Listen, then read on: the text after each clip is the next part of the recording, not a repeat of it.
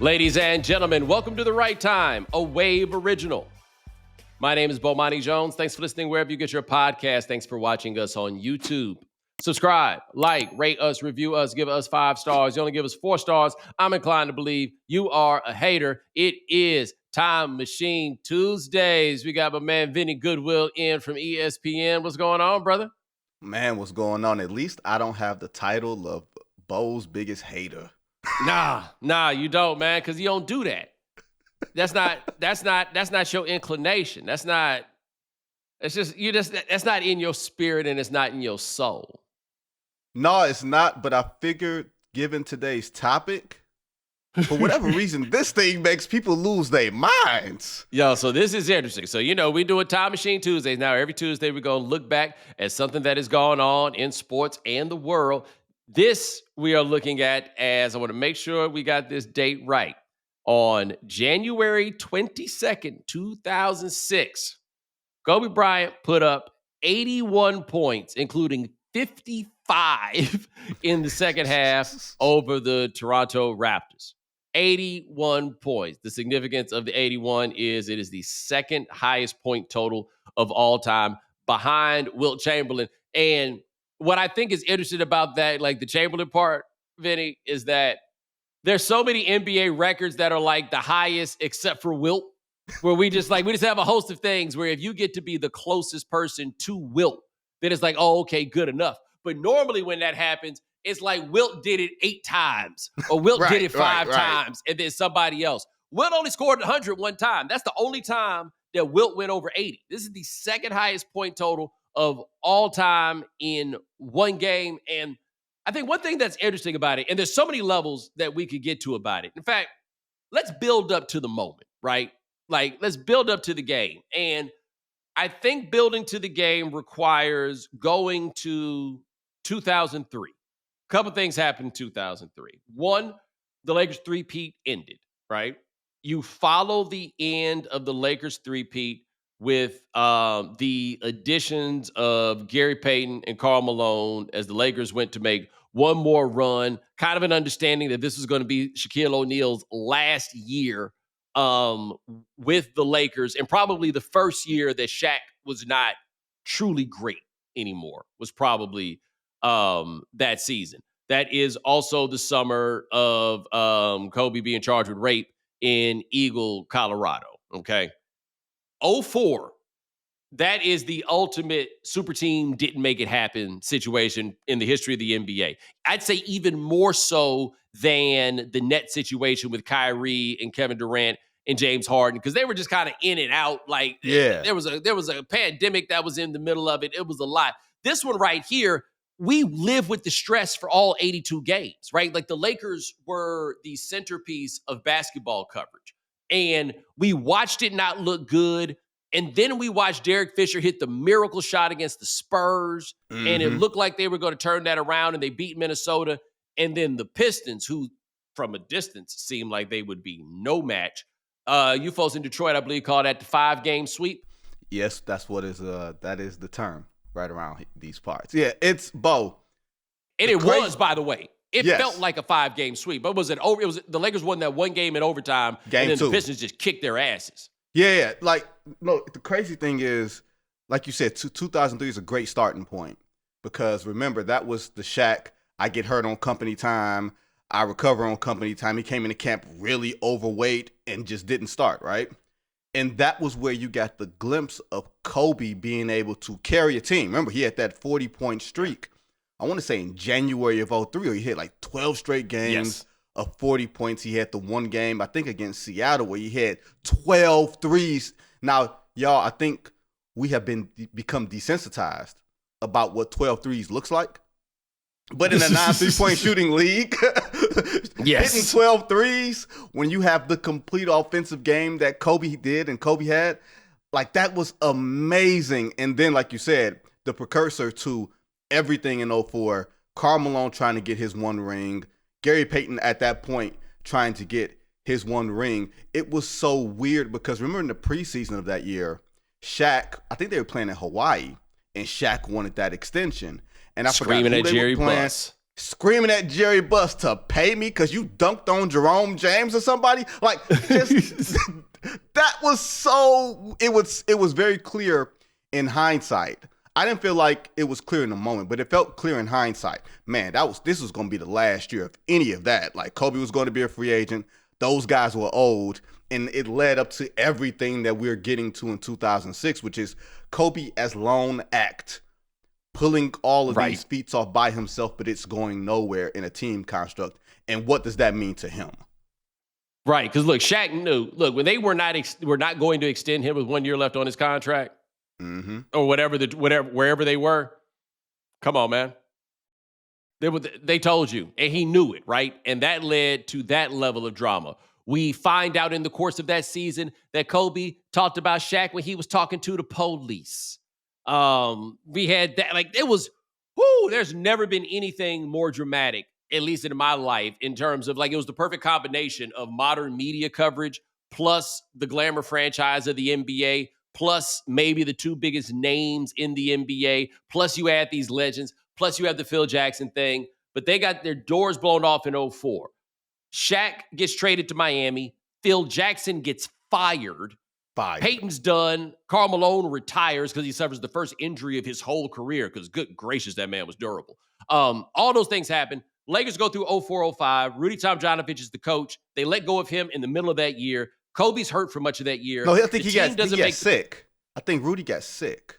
Yes, he did. He got sick, but they also wasn't. They weren't bringing him back, but he got, Frank Hamblin, I believe, replaced him, which was the precursor to Phil being back. You are correct. And that's the thing. The wheels came off, and there was no bringing Shaq back. But Phil Jackson, like,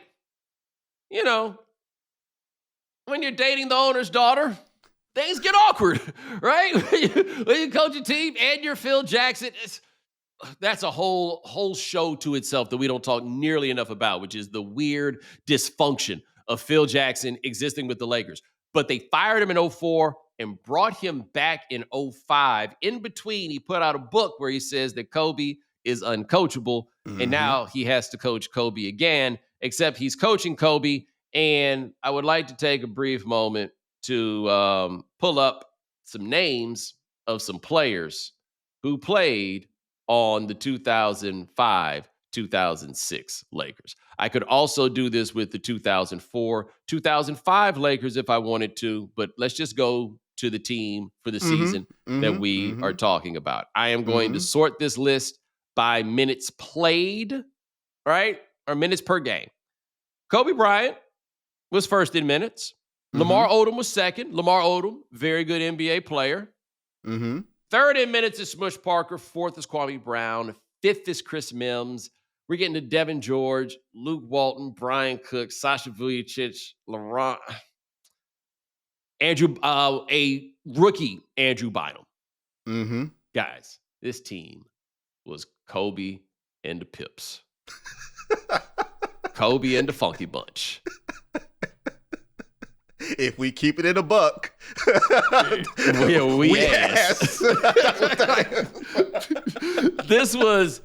Kobe was out there for Dolo, and what it was and then created was the best of Kobe and the worst of Kobe all at once, right? Yep. If you put LeBron James on that team, especially that era of LeBron James, you put LeBron on that team, and LeBron is going to figure out how to get some dudes some shots, get them into the places. They're going to seem like better basketball players than they ever seemed like. You know what's funny? That's not the Kobe Bryant approach to basketball. No. And I will say this. I don't know if LeBron takes those guys to 44 wins. Was that what they had? 45. 45. That's a feat in that particular version of the Western Conference. Well, so that the trick bag in that discussion is the Western Conference variable, because we saw LeBron take a roster somewhat similar to that to the NBA Finals.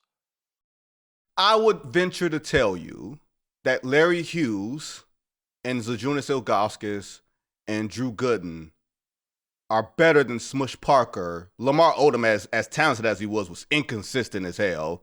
And Andrew Bynum was a rookie who showed modicum of flashes. And Chris Mims, I would say I think, yeah, I get what you're saying, but I do think that Cavs team had solid coaching and a good defense. These dudes were just dudes that was just kind of happy to be in the league. Yeah, had a lot of those in Cleveland too, right? Like I'm not saying you're wrong, but I think there's room on both sides in the discussion. But the bottom line is Kobe Bryant was not looking at these guys thinking to himself, I got to figure out how to get more of him. Out of him. That's not how he did things. He looked at them and was like, how about y'all give me the ball? All right. Kobe averaged 27 shots a game that year. No one else averaged more than 11. Triangle? What is a triangle? What are you talking about? Well, this is why the last few years were so important, is because Kobe felt like I'd spent all this time sacrificing in the name of Shaq, in the name of this team, in the name of winning. And then we add on, Gary Payton and Karl Malone, you want to get them acclimated. And I have to take fewer shots and everything else and, the whole thing. Now it's my time to go for Dolo. Now it's my time to show y'all that I'm really good. Because at that time, and you can remember this, Bo, I don't know what side of this you sat on, if you sat on this side, but at that time, there was reasonable discussion amongst reasonable basketball minds. Who's better, Tracy McGrady or Kobe Bryant? I bet you that ate Kobe Bryant up inside. Completely ate him up inside. Also add to the fact that there was this young kid in Miami named Dwayne Wade who was coming up playing next to Shaq and playing for more high-stakes basketball. So if Kobe knew this team, lack of a phrase, ain't shit, I'm going to go out here and get my numbers. And I think that's the only thing in general for this season. Now, the next season, I think it got a little tiring. But for this season, he had those young legs. He was mentally free, shall we say. And he could go out there and score 50, 60. Like, it wasn't just the 80 that year. That man, legit, this might have been the single greatest scoring season since Jordan in 87, right? Yeah, I mean, I think when you consider the pace of play of 2006 basketball, I can make an argument that maybe it was more impressive, though Jordan shot at a much higher percentage in that season. But I think that Kobe legitimately believed that him taking all that shots was the best chance they had to win. Like, I think on one level, he wanted to get his shots off, but also, what is his compelling argument for giving the ball to, Aaron McKee? Well, they only played 14 games for them. Von Wafer, whoever it is, right? Like, why would I give them the ball? And in response, I don't have a great answer for that, right? He also had what actually may have been more impressive than the 81-point game. And that was the game earlier that season against Dallas, where he scored 62 points in 3 quarters, and the Mavericks scored 61 in 3 quarters, and he didn't play the 4th quarter. I think we have to put this into proper context, especially considering what the NBA looks like now and what the NBA has looked like post 2015, right? Not just the 3-point shooting, but the pace of play. Yes. The average, I believe in 2006, and I had to look this up, the league average was 97 points a game that year. Like the previous NBA Finals, which was Detroit-San Antonio, which was a slugfest, I believe the Game 7 score was 81-74. Yeah. And then the next year, Kobe does that, granted completely different circumstances and everything else. But just the fact that, like you said, pace of play, offense was not prioritized. It was only the second year of Steve Nash's second 7 seconds or less with Mike D'Antoni. And that didn't really catch on. Like, we look at it now and say, yes, since Phoenix started playing it, everybody did that. That really wasn't the case. There was a lot of resistance to that because Phoenix didn't get to the finals and they were really bad defensively and everything else. So we were kind of sitting at this, from a league standpoint, this middle ground where the advanced stats hadn't yet caught up to, the skills and the eye test and everything else. And Kobe just out here saying, I'll take every loan tool you got for me. I'll take everything. Yep. I will take it all. And 9 times out of 10, it was because he could make them all. But that was the problem. He could make them all, so he took them all. Yeah, that mean he was making them all, but he could. And Yeah. it is, I find generally speaking, the '06 season to be a touch polarizing because Kobe fans believe that to be his best season. Um, and it's kinda, I would say, his best season. I mean, you shot 27 shots a game, right? So there's going to be some sheer volume at play when talking about that. And on one level, I don't think it's appropriate to blame him for the fact that those teams didn't win. But I also don't think that what he was doing in that case was playing winning basketball. Like, I don't think the '06 version of Kobe was better than the '03 version of Kobe. I don't think No. any version of Kobe was better than the '01 playoff version of Kobe. I don't think No. that version of Kobe was better than '08, '09 Kobe. Like, that era of Kobe. That was just the one where he got to take all the shots. Well, the crazy thing is that's what, like, Kobe fans have this weird relationship with him in relation to like the rest of us, I guess, because they look Yes. at that as, like you said, the magnum opus. If you put a greater team around Kobe, Kobe's averaging 35 and getting to the finals. No, those two things ain't happening quite Right. like that. Like, '01 Kobe was a freak because he got after it. Like, he got after it on defense. He got after it as far as playing next to Shaq and maximizing what that was and what that was going to be. Like, that '01 Lakers team might be the single greatest team we've ever seen. Like, Yeah. and to me, that goes At its up there peak. at its peak. Yeah. That playoff. That's what I mean. That the fact that they beat, I think every team they played won 50 games in the playoffs. And I think Swept them 7 all. or at least 6 teams in the West won 50 games. And they smoked every one of them. Like, gave Sacramento 48-17 in the clincher, gave the Duncan Robinson Spurs, like, they embarrassed the Spurs in the Western Conference Finals. I think games 3 and 4, they were up like 30 points by halftime. Like, it was a laugher of how ridiculous they were making the league look. So for people to say, oh yeah, this is Kobe's year, I think they view this as the year Kobe should have won MVP.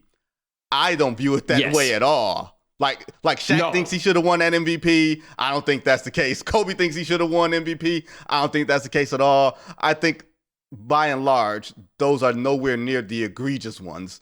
But like you said, nowhere near what we consider Kobe Bryant as complete basketball player either.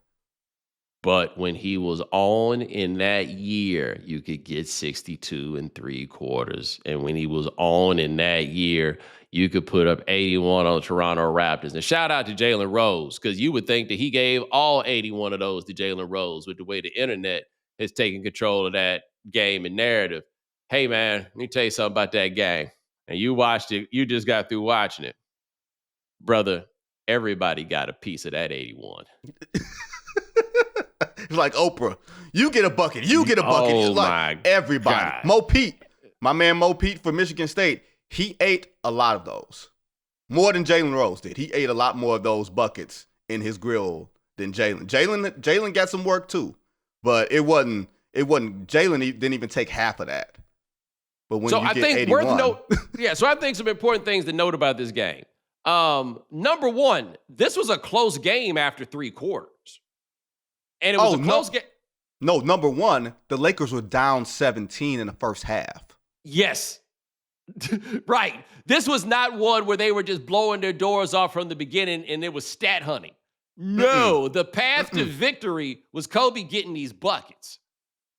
And not just that. Kobe had to bring them back into the game. I think they wound up getting it close, like right before halftime. They were still trailing by double digits, but it was like reasonable. It might have been like 14. Now, 14 now feels like 4. But back then, 14 felt like you still got to have some Herculean feats to get a win.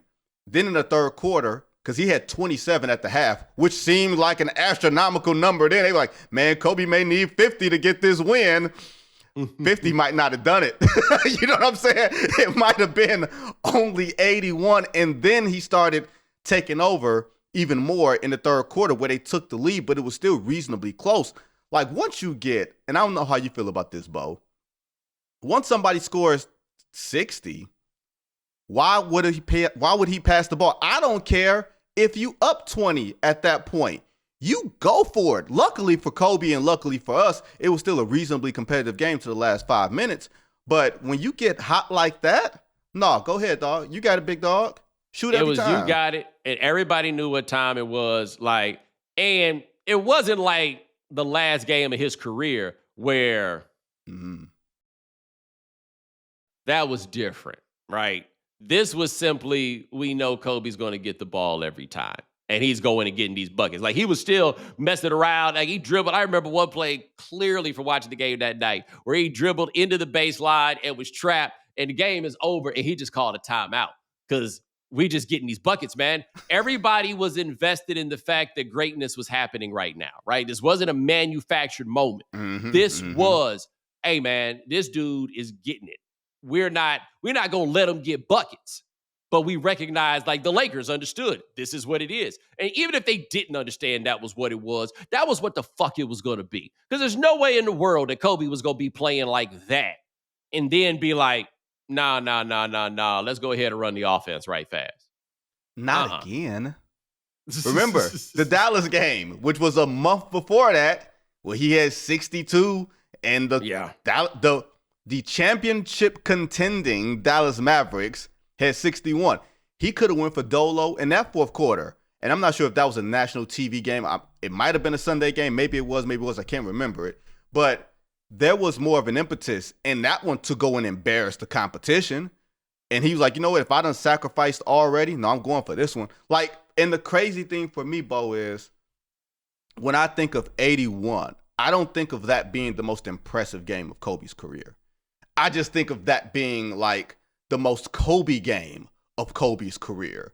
Like if someone was to ask Kobe, and I'm sure somebody has, like, what game best encapsulates everything that you are, he would probably either say that chalk fest of Game 7 and against the Celtics, where he shot 6 of 24, because we romanticize that now, or he would say the 81 because that's just what he was all about, and I got no problem with that. I think another level of it was, this is it is after high-speed internet really starts, like, moving into homes, like really spreading, but before the immediacy of the smartphone and the immediacy of social media, right? People had a strong access to this game. But as I recall, on Eastern time, it was like a Sunday night. Yes. Like, this was not I don't recall this being a nationally televised game. It wasn't. And there was kind of a slow creep of information spreading amongst people like, hey, Kobe got 30 at halftime, right? Or Kobe's got 29 at halftime. Like, people gradually finding out what was happening. And then it's like, okay, so if you're really about the NBA, even if you don't have the league pass, you got like the sports package that lets you get the Fox Sports game or whatever it is. Like a Lakers game, you could always get a hold of a Lakers game one way or another. There were enough ways to pirate them if you wanted to. So there was a widespread access to this game, and it felt like everybody gonna say they was watching it, but it's not possible that they were all watching it, right? But we all kind of got there. Maybe not all at the same time, maybe not the whole way, but we all kind of got there. And I think there's something that adds to the legend of it. Like, the legend of the Wilt 100-point game is that nobody saw but the people who were there. But there's something to the legend of it, that these different games and things would happen at points. Like, you remember, and social media was a bit more around for this, like when Johnny Flynn played them 6 overtimes. Yeah. You gradually found out that it was happening. It was one of those Wimbledons where there was a stoppage in the middle of it, but the match went on all day long, and everybody gradually found out it happened. This kind of had that quality, and so now once it gets to the end, we're all there, and everybody's there for the same reason. We're here to watch Kobe get buckets. I'll tell you, it's funny. The memory just came to me, Bo. I was in college at the time. I got a hold of some Piston tickets that night. Not quite nosebleed, but just got a hold of some tickets, right? They were playing the Rockets and Tracy McGrady. And I brought my cousin, like, yo, let's go to the Pistons game. He's like, all right. And he was a big Kobe fan.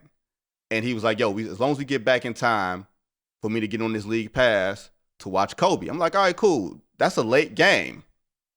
Max scores 41 that night. I'm like, oh, man, we got to see a great game. T-Mac scores 41. Nobody in the league is going to get more than 41 that night. That's what I was thinking. You know what I mean? Kobe said, double that. You know, and I remember my cousin watching the game, and I didn't find out until the next day. I went home. At the time, I worked at a bank as one of my college jobs. So I had to be up at like 8 in the morning. And I just like took it to the crib, went to sleep. And I was like, okay, I got school. I got work in the morning. The next day, I'm just calling my cousin on the way, and I'm talking about what we saw with the Mac. And he was like, hey, dog, that ain't what happened last night. I'm like, what we talking about? He was like, oh, you don't know. He was like, Kobe scored 81. I felt like, you remember Do the Right Thing? And he's like, man, I'm not from Boston. I'm from Brooklyn. Oh man, that's what I sounded like. That's what I was like. Come on, man, you lying. And the word of mouth, I think, was almost even more wild at the time because you had to do a double take. If you didn't see the game, if you didn't watch Sports Center that night, and someone told you the next day, because there was no Twitter, because there was no way to immediately verify that. Yeah, you just missed out.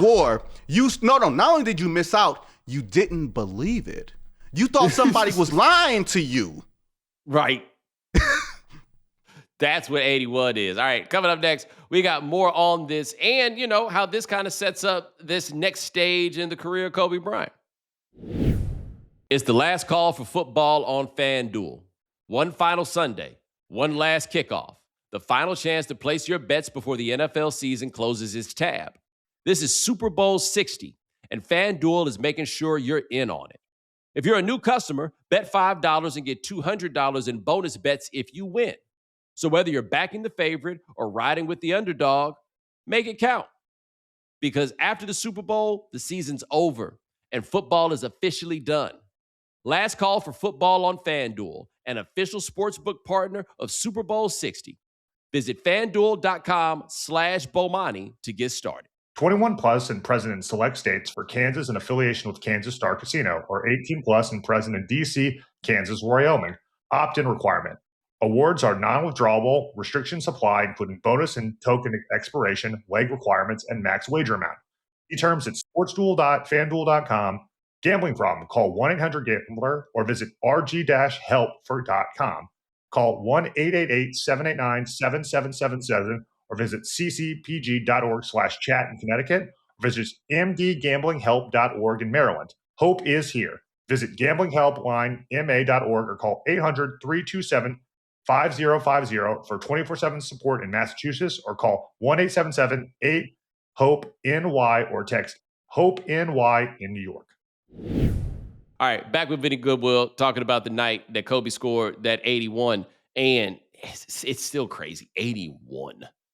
Like, that number. And I think the 81 will hold in a different way, in large part because this is before the proliferation of this three-point shot in the ways that we've seen it, right? Like, Luka Doncic has had a 70-point game. Donovan Mitchell has had a 70-point game. Devin Booker's had a 70-point game and lost. We can run through, like, there are now guys that have put up some of these numbers, and I mean, good for them, but it ain't this. It don't feel the same. It don't feel It doesn't feel the same. And what Kobe was that people of, I would say, you and I are like on generational cusp, but I'd put us together for purposes of this discussion. And I think our basketball sensibilities put us in the same place.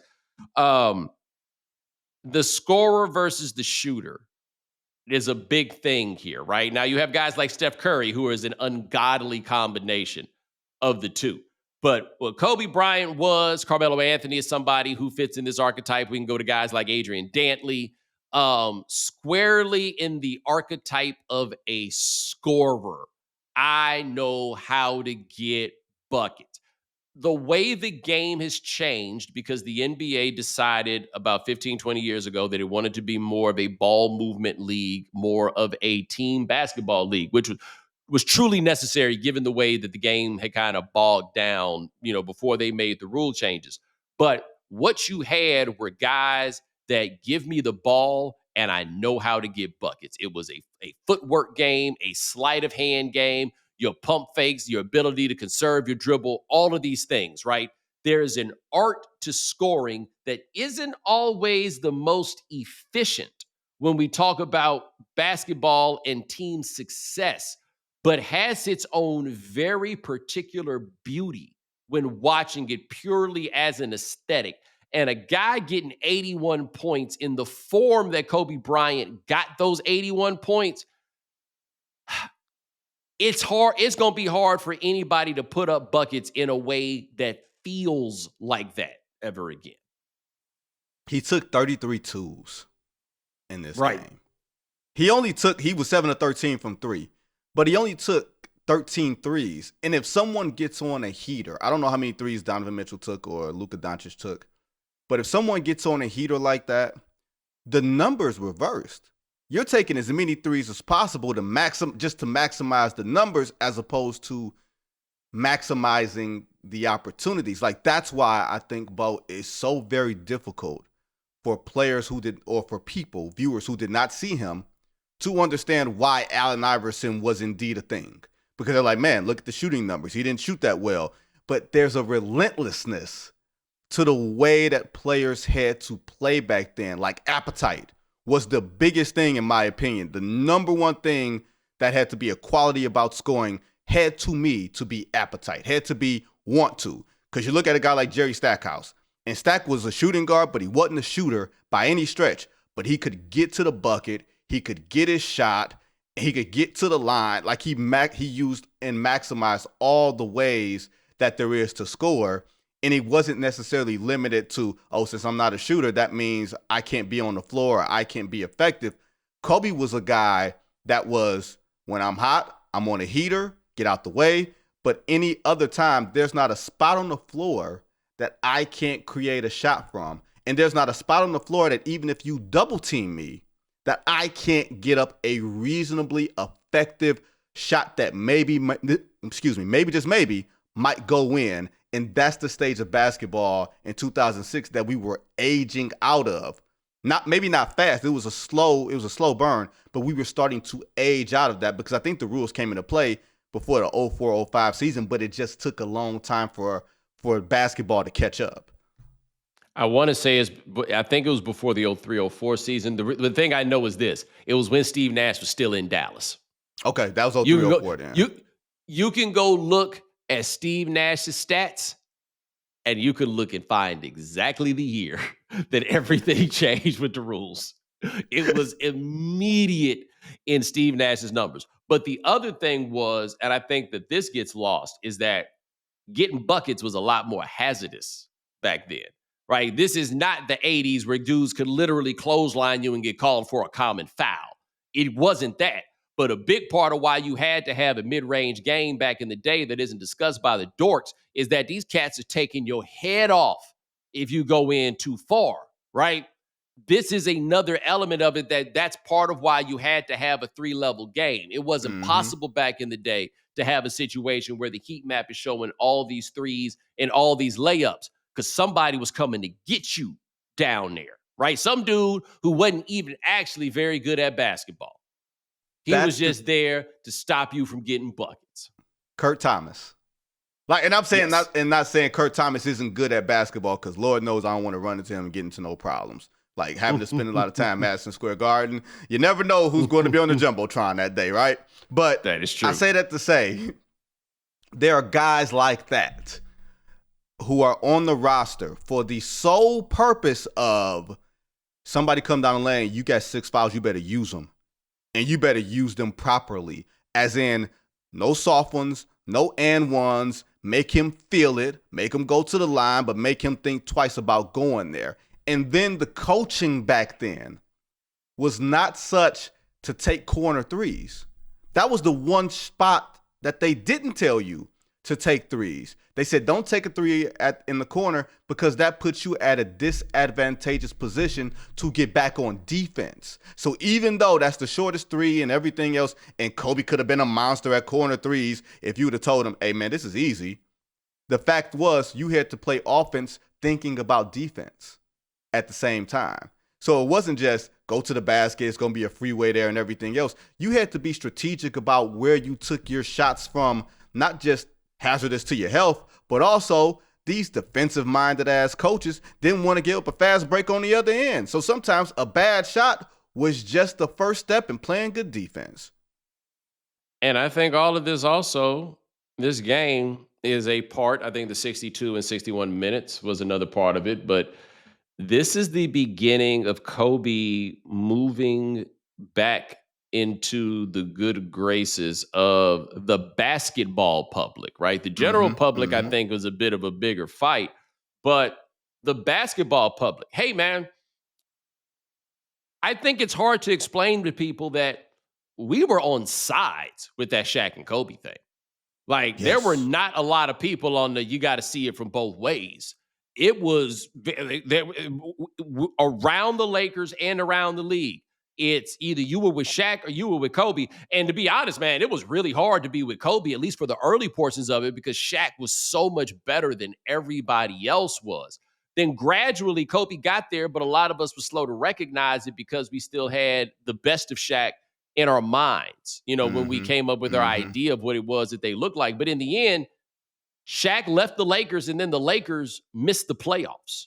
And then Kobe's out here with these guys, but they're not really good, and the performance is not really there. It also seemed as if Kobe had run Phil Jackson off, right? That was the way that we were looking at this. And so, Kobe was not being treated like a three-time champion typically is being treated. Like, I think overall, the opinion of him was, I don't want to say if it was a net negative, because there are obviously a lot of people that are like, yo, this is just Kobe Bryant. But between that and what happened in Colorado, his Q rating was down. And That's then he reminded us that we were in it for the basketball, and he put up 81 points in the game.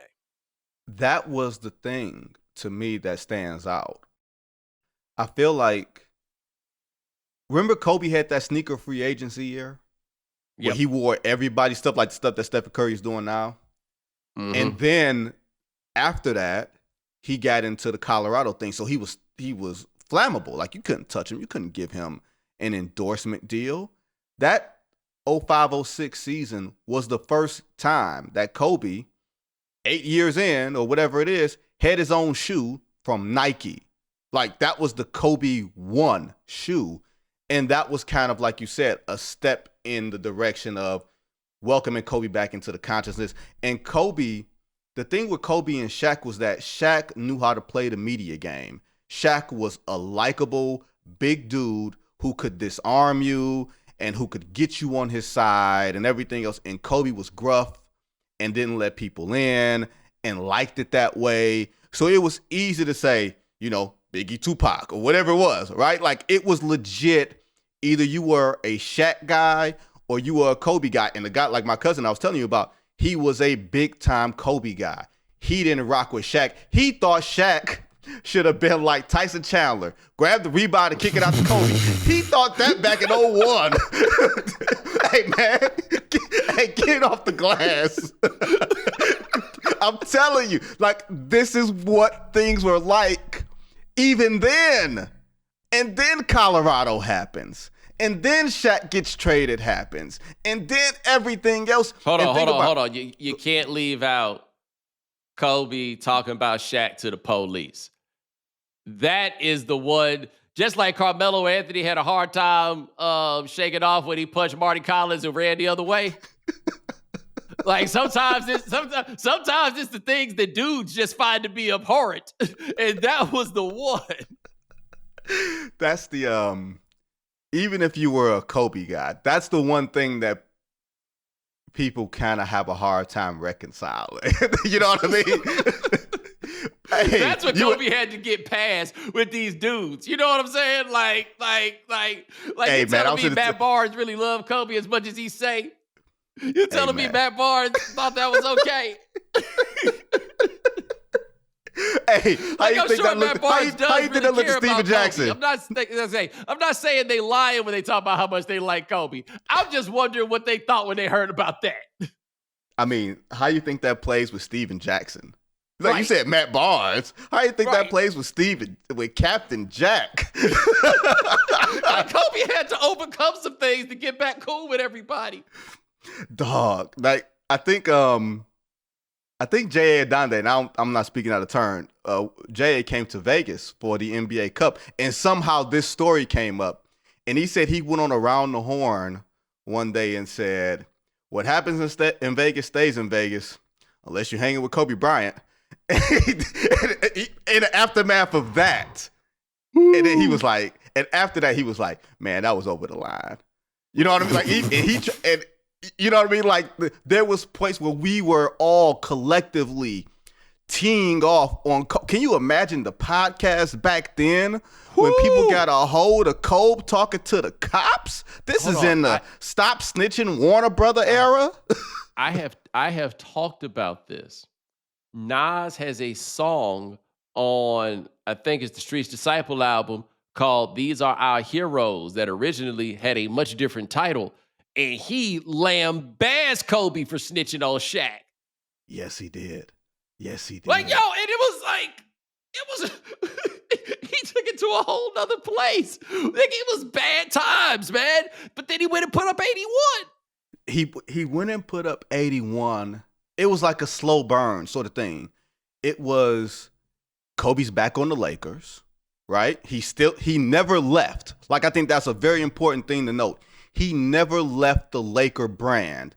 So we were always going to see him. He was always going to have the opportunity to impress us and earn his way back. Whether that was a conscious decision on his part or not, like, who knows? But that played a big part, whereas Shaq being in Miami, that's great for Shaq, but Miami ain't LA.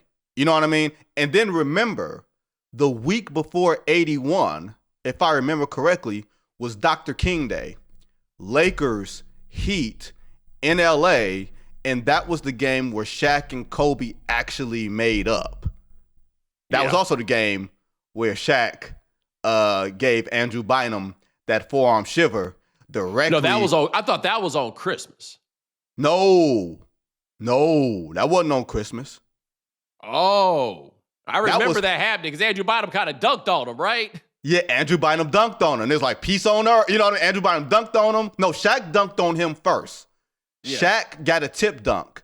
And then Bynum got in the post and spun off of him. And it looked like slow motion. It was like, whoa, Bynum about to dunk on Shaq.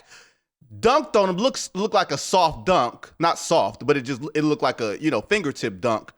And then he gave Shaq like a elbow, like a bump. Yeah, and it was January 16th. MLK Day. Yep. And that's when Shaq grabbed him and gave him a shiver.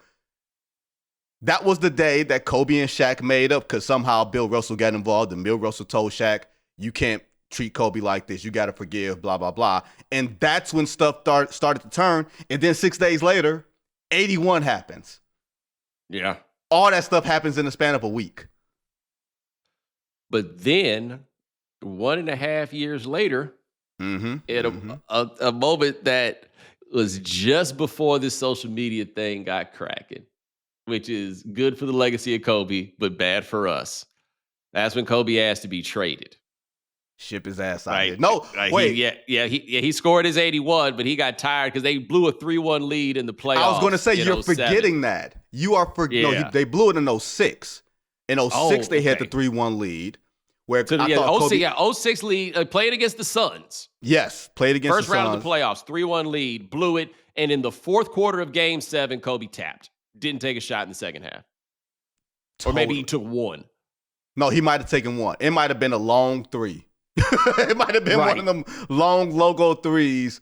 And it was clear. And Kobe took a lot of hell for that. I want to say Charles Barkley called him out because that was a TNT game. And that was prime Chuck. And I think Kobe had like 25 or 30 at the half or some ungodly number. And the Lakers were down 20. it was clear they were going home. It was clear that when Kobe scored 50 in Game 6 of that series, which I think was the best game Kobe's ever actually played, and they win the overtime, and Tim Thomas, gosh, it's all coming back to me now. Tim Thomas scores off an offensive rebound that sends the game into overtime. The Lakers would have closed them out and probably, Bo, had gone to the Western Conference Finals. If Tim Thomas doesn't hit that shot, the Lakers play the Clippers in round 2, the Clippers of Elton Brand and Sam Cassell and those dudes. And this story looks totally different if not for that Tim Thomas shot and then subsequently Kobe tapping out in Game 7. Yeah, like that's how 06 ends. 07, they lose in the first rounds to the Suns again, right? And that summer, Kobe asked for a trade, and it's a video, and you can find it. Somebody put a camera in his face at the mall, I want to say at Newport Beach. That sounds about right. Right? Like, that's where Kobe stay over that way. And Kobe is wearing this red shirt and these crazy sunglasses. And he says, I'd rather play in Pluto than to play for the Lakers. And what he really wanted was the Lakers would not trade Andrew Bynum in order to get Jason Kidd, to which Kobe said, to get Jason Kidd, I quote, ship his ass out, unquote. And the Lakers treated Kobe much like the Rockets treated Akeem Olajuwon in 1992 when he wanted all of these things and did nothing. And they stormed out and were the best team in the West, then made the trade to get Pau Gasol, went to the finals 3 straight years. Kobe gets those next 2 rings, and it's all the super full circle at that point. But so even with the 81 wasn't like a rocket ship inflection point. But it began a thawing of sorts, that there were still ups and downs, right? Yeah. There were still issues that came up. But it's hard to remember where we were. Kobe's the only star I can think of. LeBron, maybe. But the only star I can think of where there were real ups and downs along the way with it. A lot of them. You know? A lot of them. And think about it like this, just for more context. In 06, Shaq gets his ring with Dwayne Wade. So Shaq gets ring number 4. The next year, LeBron James takes that motley crew of Cleveland Cavaliers to the NBA Finals while Kobe's getting knocked out in the first round. Like, this is all happening, and you can't separate these things because Kobe's looking around and he's hearing stuff, right? And also, the Boston Celtics just loaded up with Kevin Garnett and Ray Allen to join Paul Pierce. Like, there was, the famous story about, maybe Kevin Garnett wanted to join the Lakers and didn't, and Kobe was on vacation, whatever it was. And Kobe wanted to get traded to the Bulls. Remember that? He wanted this is all so, these things turn on a trifle, right? If any one of these things changes, the plates of all of this totally changes. Because even then, the Lakers getting off to that great start, Kobe never actually rescinded the trade demand. If you remember that. I remember he was asked about it, and he said, no, I still feel the same way. And maybe that was just his way of continuing to put pressure on the Lakers to go and do something. And then Jerry West gave them the ultimate stimulus package. He did. Like, what's wild to think is that the Grizzlies actually, in the super long run, came out okay in that trade. And it was because of the throw-in in that trade. Marc Gasol. Throw-in was Marc Gasol. The centerpiece, I feel like, were the combination of Kwame Brown and Javaris Crittenden, who became more famous for quasi-basketball reasons. I mean, good thing Javaris Crittenden didn't discover that side of himself while he was living in Memphis. I think it's a good thing he didn't discover that side of himself while he was out there playing with Kobe. They don't tell him what Kobe was out here saying to him or to anybody else. But yeah, it was a time. Like, there's no chance that the Kobe Bryant documentary that I would want to watch could ever get made at this point. But 81 is a time. 81 is a scene. 81 is a moment. Like, 81 is a tent pole that you build something around.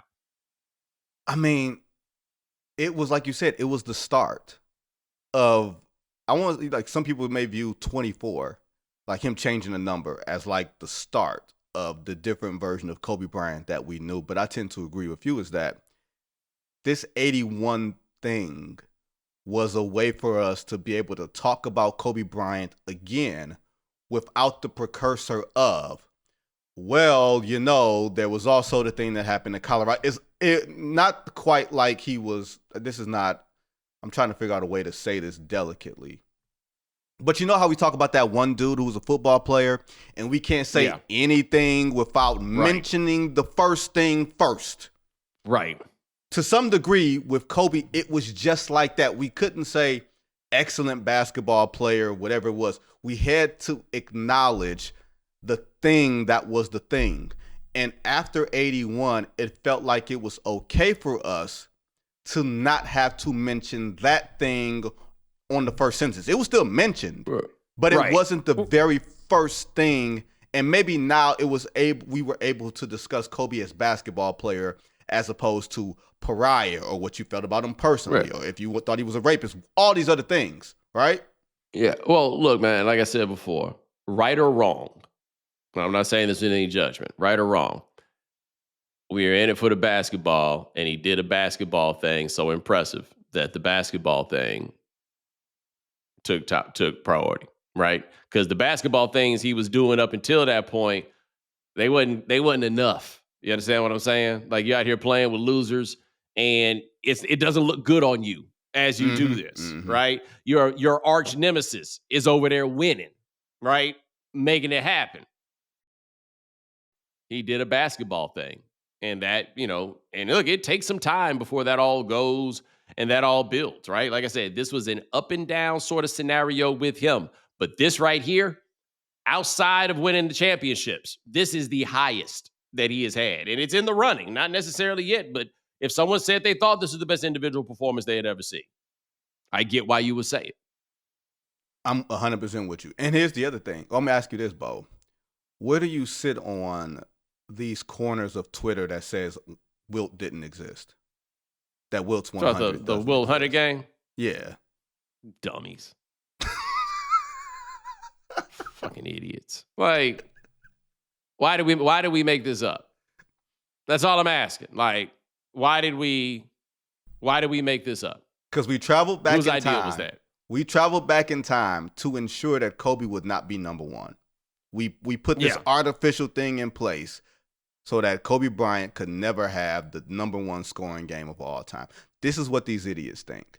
And I think you are like me when you get into this weird place of discussing Kobe Bryant, or you discussing him he's on the opposite side of LeBron James, he's on the opposite side of Michael Jordan, he's on the opposite side of this.